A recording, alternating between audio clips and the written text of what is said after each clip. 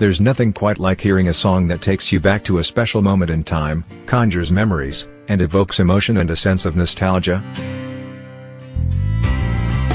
However, while many of these songs tend to come from the more successful and revered artists of all time, occasionally, the songs we hold nearest and dearest to our hearts are actually more obscure and from artists that have been forgotten or overlooked through the years.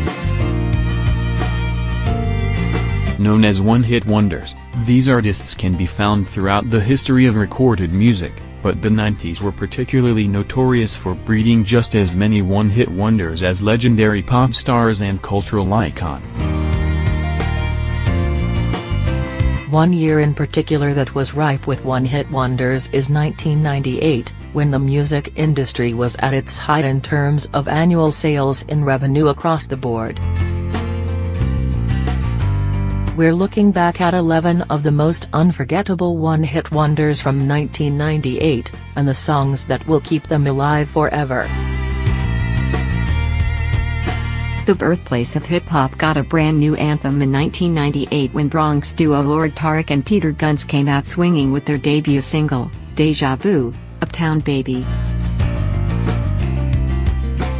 Peaking at No. 9 on the US. Billboard Hot 100 and earning platinum certification, Deja Vu, Uptown Baby, was the group's sole single to reach the top 40 and represented the extent of their 15 minutes of fame, though Gunz has enjoyed a successful transition into reality TV stardom. English export Jimmy Ray arrived on the US. Seen in grand fashion with his 1998 single Are You Jimmy Ray?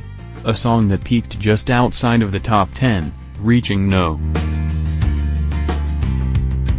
13 on Billboard's Hot 100 chart. His most popular song to date, Are You Jimmy Ray?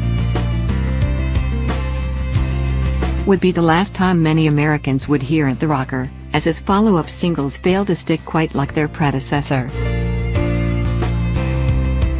KP.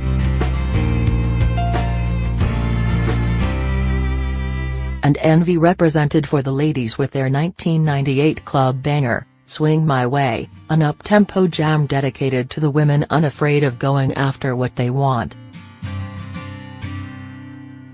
Peaking at number 6 on the Hot 100, Swing My Way continued the trend of bass music's national spread, but the song would be the duo's only top 40 hit. Hailing from North Philadelphia, R&B quintet Voices of Theory made their presence felt on the Billboard charts with their 1998 single Say It, which reached No. 10 on the Hot 100.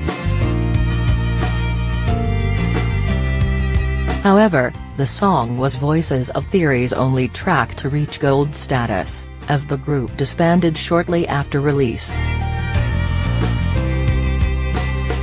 A majority of people will remember her from playing Ashley Banks on the classic sitcom The Fresh Prince of Bel-Air, but Tatyana Ali was also an aspiring pop star, releasing her debut album, Kiss the Sky, in 1998.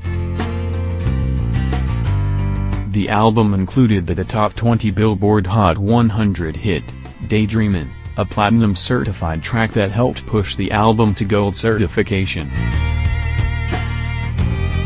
Unfortunately, it was Ali's only song to gain traction in the US, marking the end of a short-lived music career. The first artist signed to Missy Elliott's The Goldmine imprint, Nicole Ray had all eyes on her heading into the release of her debut album, Make It Hot, in 1998. In spite of scoring one of the more indelible R&B tracks of the year with the album's titular lead single, which became a top 5 hit, Make It Hot ultimately faltered on the charts and, aside from a handful of guest spots, Ray never reached that level of musical success again. Despite being hailed as indie stars in the UK. For more than a decade, Chumbawamba scored their first and only stateside hit with 1998's Tub Thumping, the group's most successful song to date. Peaking at No. 6 on the Hot 100, Tub Thumping remains a raucous party jam that still gets spins at pubs and frat parties alike. Jennifer Page's sultry 1998 single, Crush reached No. 3 on the Billboard Hot 100. However, her eponymous debut album was a commercial disappointment, topping only at No. 139 on the Billboard 200.